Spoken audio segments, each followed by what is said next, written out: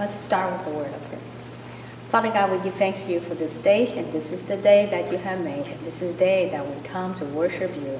Lord, that we give thanks to you to give all the people who's here that they can set apart the time and be able to come and be prepared for the W4Cs for this coming conference.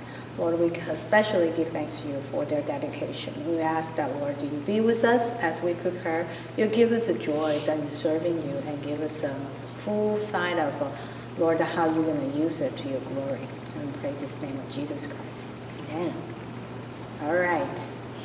Well, thank you for coming as we just already get acquainted. So how many of you have been in a cabin sharing before? It doesn't matter if it's West Coast or any other environment. 3. And then how many of you have led a cabin sharing at some sort? Any place? None of you? Have you lead a cabin sharing before? Lead anybody in the cabin sharing? You just attend, right? Okay. You led the cabin sharing? Okay. And also, let me check with you. What language do you most feel comfortable speaking? Cantonese. Cantonese? English. English? Cantonese and Mandarin. And you can do both Cantonese and Mandarin. Oh, wonderful. Depending on what you're signed up for in the language, and you may be given to a group that you can speak whatever the language you're most comfortable with. So today, for the sake of the training, we'll be using English. During the conference, you'll be speaking probably mostly Cantonese or English. When you go to the cabin, you don't know who you'll be meeting. Many of you may be the first time with them, or you may have 1 or 2 people you know before. So the first thing that I will do is I will let you know, my name is Christine, and I would like to know who you are as well. So we'll be doing a little things. I will be using my first letter of my first name to introduce myself. And then I'll also let you know where I'm coming from. So then we'll introduce ourselves so we'll know who we are. So my name is Christine, so it starts with a C. So I would say, I could describe myself as Curious Christine. So use some adjective to describe yourself. And I'm from Milpitas. So today, thank you for spending your time. Now we're going to take a look at why we want you to participate in a cabin sharing. Actually, in conference, cabin sharing actually is a very critical part of it. Because many people come, they don't know anybody the first night, and they don't know what to do. And this will be an activity to help people to know each other, so building friendship, fellowship time, and also encourage each other. Normally, we will be, when you check in, we will be giving you a sheet of paper that will contain people's name in your group and which cabin they live in, and also if they are Christian or not. They may be Christian for many years or non-believer. We will not know. So you will not be surprised who will be coming to your room, except maybe there's people walk on, so they will not be on the sheet of paper. So we want you to know that if there are a non-believer in your midst, that will be an opportunity to pray for them as well. So during the discussion, you have an idea when you talk to them how to engage. May not everybody are Christian, so your conversation you can adjust your conversation. And also this will be, and then in the easiest way to serve in a conference, you just be yourself. So what does it take to be a cabin share leader? You heard this a lot, to be a faithful, available, and trainable person. Celine, you can help us to read the first of faithfulness. Well done, good and faithful servant. You have been faithful over a little. I will set you over much. Enter into the joy of your master. Matthew 25:23. Thank you. So this one thing to remind us that that's what the Lord's looking for as we go through and then serving Him. Maybe Raymond can help me with the second one, the available. If anyone cleanses himself from what is dishonorable, he will be a vessel for honorable use, set apart as holy, useful to the master of the house, ready for every good work. 2 Timothy 2:11. Thank you. And that's also a reminder for us to not just participate itself, at least when we're doing His work. We need to prepare ourselves for the use. And then so holy, being in the right place with God is also very important. And Vivian, can you help me with it? Give instruction to a wise man, and he will be still wiser. Teach a righteous man, and he will increase in learning. Proverbs chapter 9, verse 9. Thank you. Yeah, and then that's the reason why we're all here. It's not because, well, you've done it once, you've done it twice. Every time you can learn something. Not only that, when you're in the cabin sharing, you will learn from others as well. So I think this is a wonderful opportunity for all of us who would like to serve. And your responsibility is very simple. Just be at the conference. I believe you're already registered. Make sure you're there for 3 nights, because every night, that's where the cabin sharing is gonna happen. And on the handbook that you come in, we'll have a schedule, so you know at which time slot is allotted for cabin sharing. Now, you will, for those of you who have only attended but have never led before, it will give you some suggestion what to do when you're in the cabin sharing time. So before we go to conference, like we talk about how to make ourselves available, is that be spiritually ready from now until the conference time. Be ready.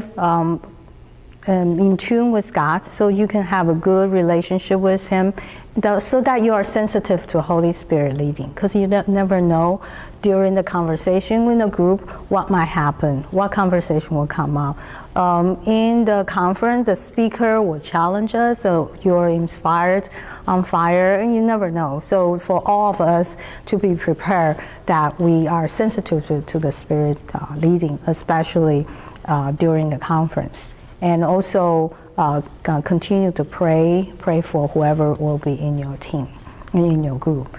And one thing is for many people who may be more shy, so usually you smile, then you welcome them, acknowledge them with their first name, will help them ease their uneasy, the nervousness the first night. And especially the first night, people just come in or something, so they're in a rush. Give them time to settle down at the beginning. Obviously, everybody will have a name tag. Unlike today, we'll have to ask your name, so you should be able to see their name tag, or ask them always wear a name tag so you can see. So for this first night is more crucial, because that's how you set up what's going to happen. What we did earlier is one of the things we can do is like icebreaker. That's how you try to memorize people. Right now we only have 4. You may have 10 people in your group. How does that help everybody remember everybody's name? You can do that, and I will have a few suggestions that what you can do with the ice-breaking game. So use that to kind of get people involved, and especially those who might be more quiet, and make sure you go around so then they will not be left out. Also, another thing you can do is ask them what their expectation when they come to conference, right? You want a spiritual growth or whatever.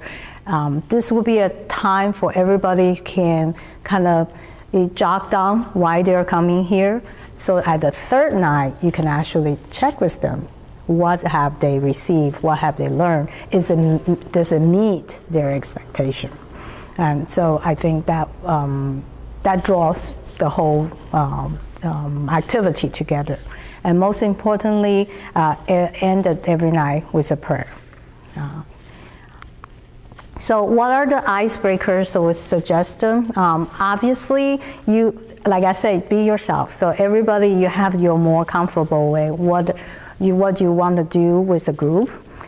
Here, just a few examples of how you can do icebreaker. You can ask people, if God only knows you through the social media, what do you wish He would also know about you? It's a little tough question. What do you want Him to know you when you're on social media? And also, there's another way of having them pair up. And then they later on introduce the other person. That's so that you can help them to get acquainted with each other, so that it would not be you against a group of people.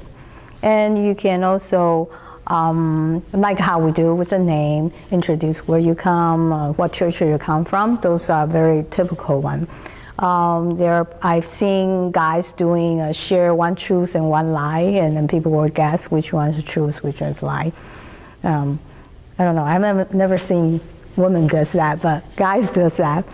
And also, if you would like to do anything without concern, what would you like to be, or what place, vacation that would you want to do? So these are the things that you can think about before you come to a conference. Get one or two, because you don't know how the dynamics goes. So you may need more than one to get that going. If everybody's already in it, you can just keep going. Another one is using a theme-related thing, questions.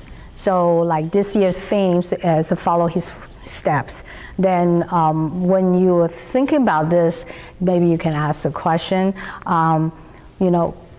who is the most influential in your life? When you were young, who did you look up to and why, and who's your role model? So this will be tied into the conference theme. So this is another way of doing icebreaker. So the first night, you just go casual and get the feel of what everybody is. The second night, you get some activity going on. So on the second night, you can start asking them, which workshop did you go to?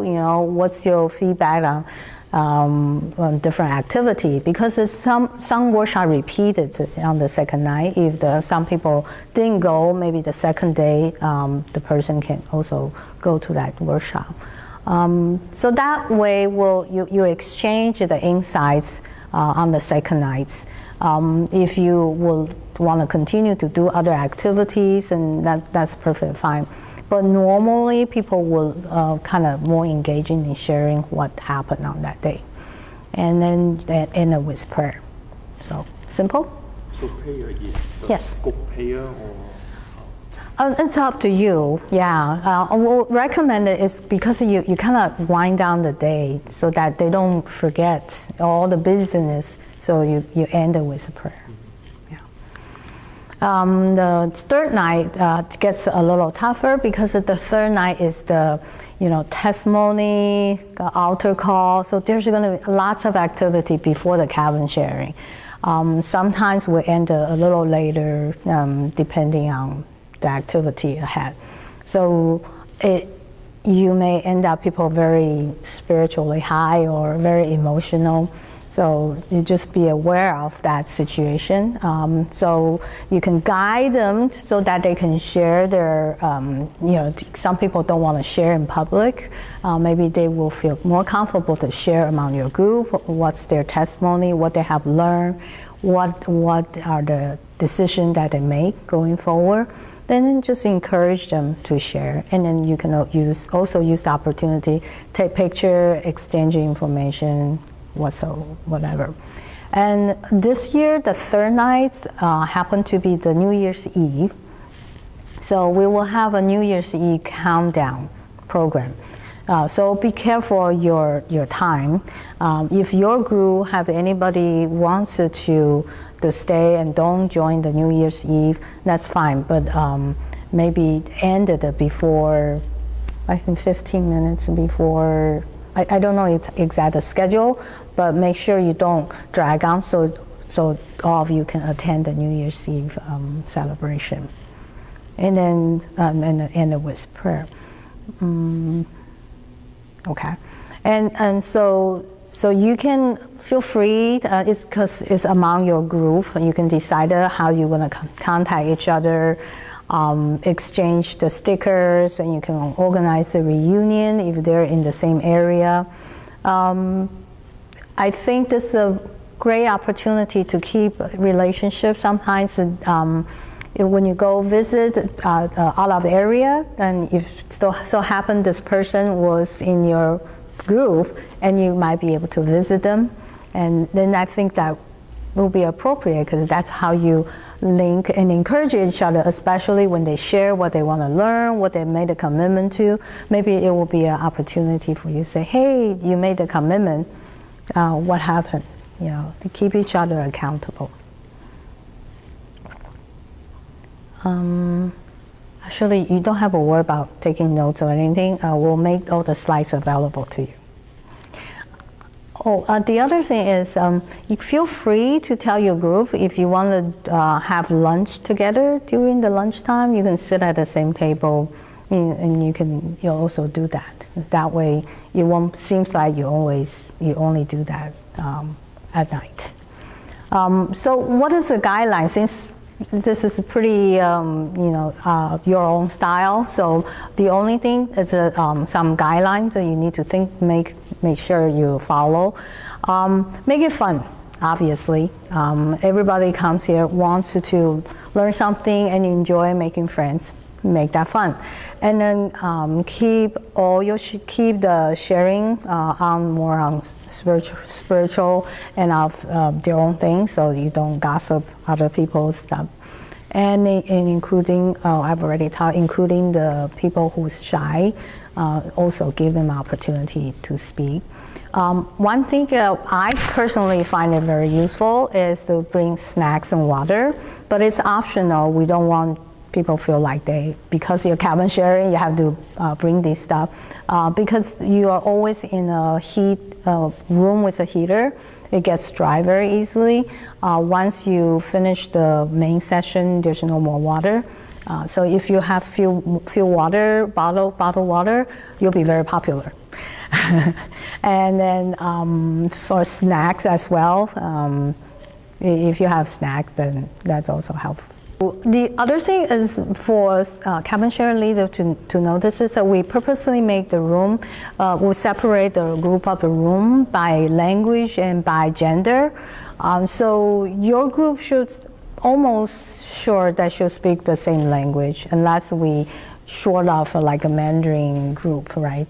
They may group with English or something. So if you see anybody who's different gender was in the cabin area or trying to attend your cabin, make sure to let them know that this is the same gender. They should be finding their own cabin sharing. We really do not want that in our environment. And also observe the bedtime. We have a list of when we should be ending. Please honor that time. Even you have very engaging conversation, maybe you should make sure your volume's down, because the Mount Hermon's actually around the residential area, so they actually do want us to end it on time. So one thing I also mentioned yesterday, the training, is that you as a cabin sharing, you're the eyes and ears of the conferee situation. In case anybody in your group has any emotional or things, do not feel like you have to take care on your own. If you see that, please bring it to Macy or Paul, or anybody who wears a conference staff badge, so that we can be aware of, can take care of it. Things like the guys coming to women, or women goes to the guys' cabin, you can also report it to them. So we'll make sure that doesn't happen. what else? Yeah, and every day, I believe, maybe every day, they will probably call Calvin sharing and Bible study leader up to inform you if there's anything that you need to be aware of or handed out something else for you. So just listen to the announcement every day. So you will hear something happen around or people have a question.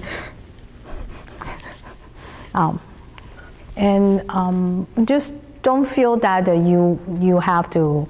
A lot of things is being listed in the handbook, including the curfew. We said that you need to end at a certain time. No alcohol, no mahjong, no those types of things. They are all listed in the handbook. So anything that might come up, you can always refer to the handbook. You might run into some people would never stop, just keep talking and talking and talking, or the conversation goes somewhere else, which is not what you wanted.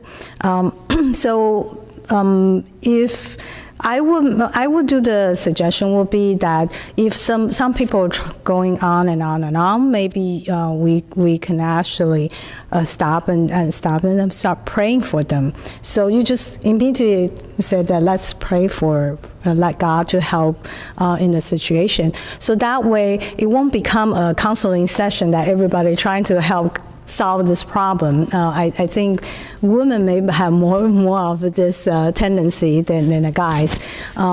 Guys may have problems that people don't share because they are very private. So one that example will be, you can always use let's pray for that person right away, and also will be in respect of the time, and let's continue on until afterward. If we want to continue, then we'll do it afterward. So that's how you're trying to kind of shorten the time that one person would dominate a conversation, or a group conversation become too long. So the other thing is also confidentiality, because you may have people start, all of a sudden they feel they want to share more personal stuff. So try to keep it among your group, because everybody gets emotional, they may just come out. So that's what I can remember in this conversation. We will actually break it into two groups, and we'll do like about 5 to 7 minutes of practice for you to kind of like take turn to do the icebreaker. How did you feel when you're talking with others? Do you feel comfortable? You're ready? So I would say be yourself. That's the one thing. Don't feel like you have to carry all things. If you have any question in the conference, we're really glad that you're honored that you spend your Sunday afternoon after church and drive all the way here for us, and also volunteer to serve. I hope you will enjoy it, and then don't make it be a burden. Be fun. Just be yourself. Do you have any questions? Thank you, and hope you have good Christmas and enjoy the conference.